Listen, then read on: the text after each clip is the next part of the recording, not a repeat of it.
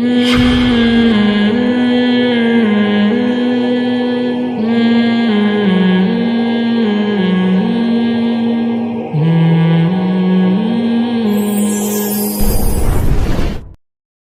کمانا مشکل نہیں ہے، خدا کی قسم دولت کو سنبھالنا بہت مشکل کام ہے.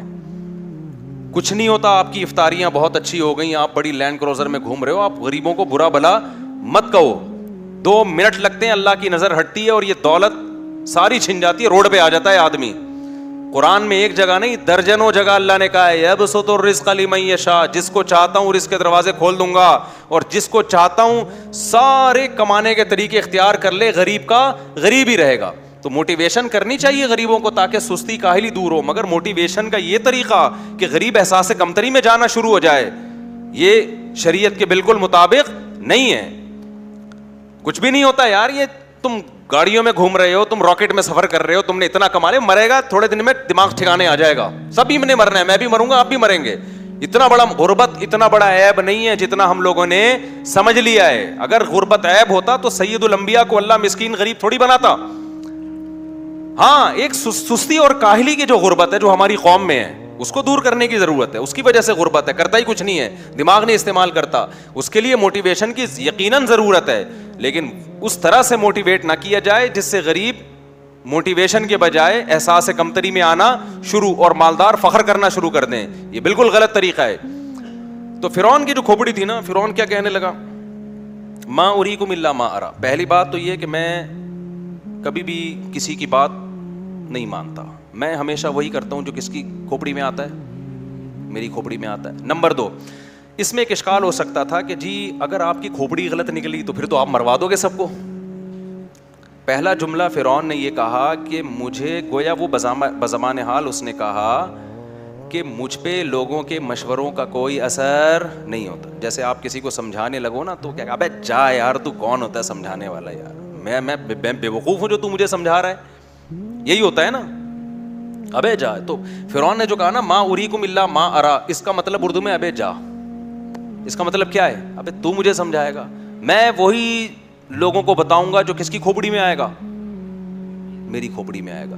اب ایک اشکال ہوتا تھا فرعون کے اوپر کہ سر آپ کی کھوپڑی غلط استعمال بھی تو ہو سکتی ہے نا، آپ نے ہمیشہ کرنا وہی ہے جو آپ کی کھوپڑی میں آ رہا ہے، اگر غلط آیا تو پھر ہم تو مروا دو گے آپ ہم سب کو. اس کا جواب آگے فرعون نے یہ دیا وما اہدیکم الا سبیل الرشاد، میں ہمیشہ تمہیں ٹھیک بات ہی بتاؤں گا. یعنی میری کھوپڑی میں ہمیشہ کیا آتا ہے؟ ٹھیک بات آتی ہے، کبھی غلط بات میری کھوپڑی میں نہیں آئی ہے. یہ کھوپڑی آرڈر پہ بنوا کے میری ماں نے میرے کھوپڑی میں لگائی تھی، سمجھ رہے ہو؟ یہ میڈ ان جاپان ہے. اس میں جتنے بھی وائرس تھے اور جتنے بھی ایرر تھے وہ سارے ایرر پہلے اور وائرس ڈیلیٹ کیے گئے. بیٹھ جاؤ میرا بچہ، یہ کون ہے؟ بیٹھ جاؤ، کس کا بچہ ہے؟ ماشاءاللہ. تو جتنے بھی ایرر تھے وہ سارے کیا ہیں؟ اس میں ایرر ہے ہی نہیں. تو وما اہدیکم الا سبیل الرشاد، میں تمہیں سیدھی بات ہی بتاؤں گا، غلط بات آج تک میں نے کبھی نہیں کی. آگے کہنے لگا اب وقال الذی آمنا، وہ جو سامنے تھا نا رجل مومن جس کو قرآن کہہ رہے ایک رجل تھا جو ایمان لا چکا تھا. کیسا پکا ایمان ہوگا جس کو قرآن نے کیا کہا، اور اس کو پتہ بھی نہیں تھا کہ میری اس کانورزیشن اور اس تقریر اور اس جو بات میں دربار میں سنا رہا ہوں نا، خدا کی نظر میں اتنی اس کی ویلیو ہے کہ ہزاروں سال کے بعد، صدیوں کے بعد سید الانبیاء محمد صلی اللہ علیہ وسلم جب دنیا میں آئیں گے، اللہ جبریل کے ذریعے یہ پورا مکالمہ کس پہ نازل کرے گا؟ محمد صلی اللہ علیہ وسلم پہ. حالانکہ موسیٰ علیہ السلام اور نبی کا فاصلہ تو بہت زیادہ ہے، اللہ ان پہ نازل کرے گا یہ، اور پھر قیامت تک کے لیے اس کو اللہ کے کلام کا حصہ بنا دیا جائے گا. اور جب بھی تلاوت ہوگی وقال رجل مؤمن من آل فرعون، اللہ کہیں گے کہ ایک شخص تھا فرعون کی آل میں جو مومن تھا، ایمان اس نے چھپایا ہوا تھا اور فرعونیوں کو سمجھا رہا تھا، اور اس کے یہ الفاظ تھے. اس کو اگر پتا ہوتا کیسا جوش آتا نا، اس کو کتنی موٹیویشن ملتی. لیکن اللہ نے اس کو یہ ویلیو کیوں دی؟ اس کی قربانی بہت زیادہ. کیونکہ جب ماحول ایک طرف جا رہا ہوتا ہے، سارے بڑے لوگ بیٹھے ہوتے ہیں، تو انسان انہی کو خوش کرنے کے لیے چمچہ گیری میں لگ جاتا ہے. سر آپ مجھے بتائیں کیا کرنا ہے میں نے, سر آپ بالکل ٹھیک ہیں, سر آپ غلط. گورنمنٹ کے اداروں میں جا کے دیکھو نا, گورنمنٹ کے ادارے میں جا کے دیکھا آپ لوگوں نے؟ نہیں دیکھا تو جا کے دیکھ لو. جو سرکاری لوگ ہوتے ہیں, جو خاص طور پہ سیاست سے جن کا تعلق ہوتا ہے, تو وہ اپنے لیڈروں کو, آپ کو پتہ ہے کہ ہر جرم ان کا کیا ہے, ہر جرم ان کا, وہ کچھ بھی کر لیں تو وہ حاجی ہیں, وہ پھر بھی پرہیزگار ہیں, اور مخالف پارٹی کا جتنا بھی اچھا کر لے وہ پھر بھی کیا ہے, 2 نمبر. تو یہ چمچہ گیری ہر دور سے چلی آ رہی ہے. تو اللہ کو اس کی قربانی اس لیے پسند آئی کہ اس نے مال بھی چھوڑا, عزت بھی چھوڑی, اور قوم نے بھی اس کو نکالا. تو آگے جواب میں کیا کہتا ہے, وقال الذی آمن یا قوم انی اخاف علیکم مثل یوم الاحزاب. اے میری قوم ذرا ہسٹری اٹھا کے دیکھو, تاریخ میں مختلف قوموں کی تباہی کے واقعات ہیں, کیونکہ ان کی زبانوں پر عام تھے, یہ تو سب میں مشہور ہو گئے تھے یہ واقعات. مثل دأب قوم نوح, قوم نوح کا واقعہ, وہاں بھی ایسا ہی ہوا تھا. ایک پیغمبر نے دعویٰ کیا میں پیغمبر ہوں, قوم نے نہیں مانا, اور اللہ نے پوری قوم کو تباہ کر دیا. وعاد, قوم عاد کے ساتھ بھی ایسا ہوا. وثمود, اور قوم سمود کو بھی تباہ کیا گیا. والذین من بعدہم, اور اس کے بعد بھی بہت ساری قومیں آئی ہیں جن کو خدا نے ہلاک کر دیا. وما اللہ یرید ظلما للعباد, اور اللہ تو بندوں کے ساتھ ظلم نہیں کرتا. ایسا لگتا ہے ان قوموں میں کوئی فالٹ تھا جس کی وجہ سے پوری قومیں تباہ کی گئی ہیں, تو اس فالٹ میں غور کرنا چاہیے, ایسا نہ ہو کہ وہ فالٹ ہمارے اندر بھی ہو. وَيَا قَوْمِ إِنِّي أَخَافُ عَلَيْكُمْ يَوْمَ التَّنَادِ, پھر وہ قیامت سے ڈرانے لگا.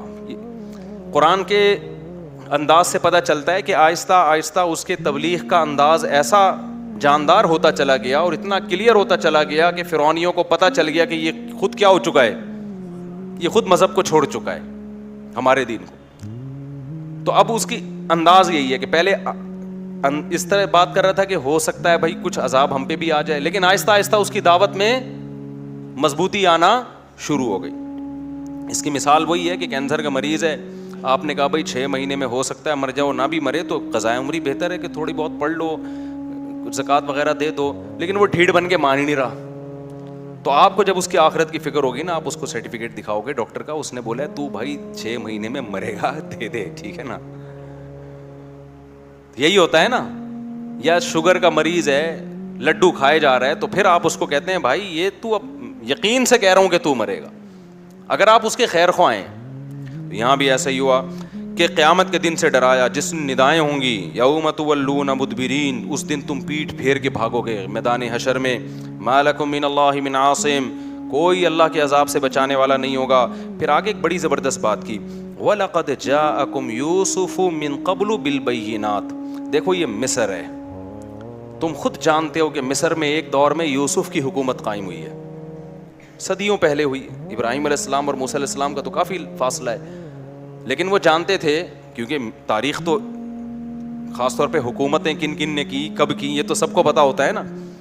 یوسف علیہ السلام کی جب مصر میں حکومت قائم ہوئی, یہ تو ایک بہت عظیم تاریخی واقعہ تھا کہ دوسری قوم سے آ کے کسی نے حکومت کی اور مصر کو قحط سے بچایا. تو اے میری قوم, یوسف نے بھی مصر میں حکومت کی, اور فما زلتم فی شک مما جاءکم بھی, کتنے لوگ یوسف پر اس وقت ایمان لے آئے تھے, لیکن تم وہ لوگ ہو کہ آج بھی لبرل لوگوں میں ایسا ہی ہے, آج بھی ایتھیسٹ لوگ اسی طرح کی باتیں کرتے ہیں. کہاں ہے بھائی وہ خدا, نظر کیوں نہیں آتا وہ؟ فرعون نے کہا ہمیں تو کوئی خدا نظر نہیں آ رہا, اور ہم سیڑھیاں لگا اے حامان. وہ حامان بھی وزیر تھا نا, تو یہ چمچے اور بادشاہ سب کیا ہوتے ہیں, ایک جیسے ہوتے ہیں. حامان کو اپنی فکر کی, یہ نہیں دیکھ رہا کہ ابے تو جو مالک الملک ہے, خدا جو اس کائنات کا بادشاہ ہے, اس کو منانے کی کوشش کر. یہ فرعون آج کا بادشاہ ہے, یہ کل ختم ہو جائے گا. لیکن حامان نے بھی چمچا گیری میں عالمی ریکارڈ قائم کیا. تو حامان کو فرعون نے, میں یہ جو حامان کی برائی نہیں کر رہا, میں یہ سب اس لیے بتا رہا ہوں کہ ایسا نہ ہو کہ ہم بھی کسی کی چمچا گیری میں لگے ہوئے ہوں اور اس کی وجہ سے کس کو ناراض کر رہے ہوں, خدا کو ناراض کر رہے ہوں. تو فرعون نے کہا یا حامان ابن لی صرحا لعلی ابلغ اسباب السماوات فاطلع الہ موسیٰ, میں موسیٰ کے خدا کو جھانک کے دیکھنا چاہتا ہوں, ذرا سیڑھیاں لگا اوپر تک. وانی لاظنہ کاذبا, مجھے یقین ہے کہ موسیٰ معاذ اللہ جھوٹ بول رہا ہے, کوئی خدا نہیں ہے, سیڑھیوں سے اوپر جا کے دیکھ کے آنا چاہتا ہوں. وَكَذَلِكَ زُيِّنَ لِفِرْعَوْنَ سُوءُ عَمَلِهِ, قرآن کہتا ہے اس طرح شیطان نے فرعون کے سامنے اس برائی کو مزین کر دیا تھا, کفر پہ ڈٹا ہوا ہے, سچے پیغمبر کا انکار کر رہا ہے, بنی اسرائیل کے بچوں کا, معصوم بچوں کا قتل کر رہا ہے, اور اسی کے دربار میں لوگ مسلمان ہو رہے ہیں, اسی کی بیوی اسلام قبول کر رہی ہے, اور کیسی زبردست اس کو تبلیغ پہنچ رہی ہے, لیکن جواب میں کیا کر رہا ہے, سیڑھیاں لگاؤ میں خدا کو دیکھنا چاہتا ہوں. اللہ کہتے ہیں یہ برائی اس کی نظروں میں مزین کر دی گئی تھی. وما کید فرعون الا فی تباب وقال الذی آمن, پھر وہ شخص بول اٹھا, وہ اپنا کام کیا کر رہا ہے, بولو, وہ مسلسل کر رہا ہے اپنا کام, جو رجل مومن تھا وہ کہنے لگا یا قوم اتبعونی اہدکم سبیل الرشاد, اے میری قوم میری بات مانو میں تمہیں سیدھا راستہ دکھاؤں گا. فرعون کی بات, یعنی فرعون نے کہا تھا نا کہ جو میری کھوپڑی میں آتا ہے وہی ٹھیک ہے, اور وہ بالکل ٹھیک ہے, میں تمہیں سیدھا راستہ دکھاؤں گا. تو اس نے جواب میں کیا کہا, فرعون نہیں دکھائے گا, کون دکھائے گا, اہدکم, میں بتاؤں گا سیدھا راستہ کیا ہے, کیونکہ میں موسیٰ سے پوچھ کے بتا رہا ہوں اور وہ اللہ سے پوچھ کے بتا رہے ہیں. تو جو اللہ کا راستہ دکھائے گا بتائے گا وہی ٹھیک ہوگا. اس کے علاوہ انسانوں کے جو خود ساختہ بنائے ہوئے راستے ہیں وہ ٹھیک نہیں ہو سکتے. تو کیا کہا اس نے, یا قوم انما هذه الحیات الدنیا متاع. اب جب قوم سے یہ کہنے لگا نا کہ میں جو کہہ رہا ہوں, ہو سکتا ہے یہ دربار میں کہا ہو سکتا ہے دربار سے نکلنے کے بعد, جب فرعون سے مایوس ہو گیا تو لوگوں کو پکڑ پکڑ کے محنت کر رہا ہے کہ تم کس کی باتوں میں آ رہے ہو بھائی, بادشاہ سلامت, یہ خود سلامت نہیں ہے, تھوڑے دنوں میں ابھی پتہ چل جائے گا اس کی سلامتی کا. تو آؤ میں تمہیں جو کہہ رہا ہوں وہ ٹھیک ہے, لیکن بات یہ ہے کہ بھائی ہم آپ کی بات مانیں تو عہدوں سے بھی جائیں گے اور دولت سے بھی جائیں گے, عزت بھی کیا ہوگی, ختم. ایک غلام قوم بنی اسرائیل, اس کے دین کو اختیار کر لیں, یہ تو عزت بھی کیا ہو جائے گی ہماری, ختم ہو جائے گی. تو یہ آگے جواب میں کیا کہتا ہے, انما هذه الحیات الدنیا متاع, دیکھو یہ جو دنیا کی زندگی ہے نا یہ تھوڑے دنوں کا سامان ہے.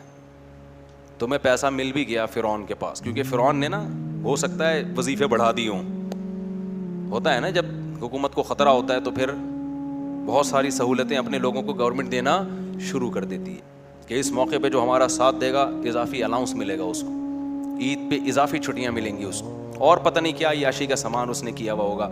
تو اس نے کہا کہ میری مان کے چلو, انما هذه الحیات الدنیا متاع, یہ دنیا چند دنوں کی زندگی ہے. آج بھی میرے بھائی یہی مسئلہ ہے, ہم لوگوں نے اس دنیا کو اپنا باپ بنا لیا ہے. تھوڑے دنوں میں مارکیٹ سے کیا ہونے والے, ہم بھی شارٹ اور یہ دنیا بھی شارٹ. بحریہ ٹاؤن میں پلاٹ مل گیا ٹھیک ہے, نہیں ملا کوئی اتنا زیادہ ٹینشن لینے کی ضرورت نہیں ہے. دیکھو رمضان میں ہمیں پتہ چل جاتا ہے کہ تھوڑا سا خوراک بھی کتنی کافی ہے ہمارے لیے. رمضان میں نا افطاری میں ایک کام کیا کرو, تھوڑے سے چنے کھایا کرو اور ایک خاندانی سا شربت پیا کرو. ایک شربت میں نا شہد ڈالو. کیا ڈالو, پہلے ایک میرے مشورے پہ ایک کام کر لو, یہ موضوع سے متعلق نہیں لیکن رہ جائے گی بات. دیکھو رمضان صحت بنانے کا بہترین ذریعہ, آپ ایک کام کیا کرو, افطاری سے 2 گھنٹے پہلے نا پانی میں نیمبو ڈال کے رکھو. اس نیمبو کی چھلکوں کی کڑواہٹ پانی میں آ جاتی ہے, وہ بہت اچھا ہے صحت کے لیے. نیمبو کے جو چھلکے ہیں نا وہ بھی بڑی اچھی چیز ہے. لیمن, اس کے چھلکوں کی کڑواہٹ آ جائے گی پانی میں, سمجھتے ہو. پھر اس میں تھوڑا سا نمک ڈال دو اور پھر لیمبو کو کیا کر دو آخر میں نچوڑ دو, اور پھر اس میں ڈال دو اپنے خرچے پہ شہد, خالص شہد کہیں سے ملے, وہ شربت افطاری میں پی لیا کرو. مزہ نہ آئے پیسے واپس.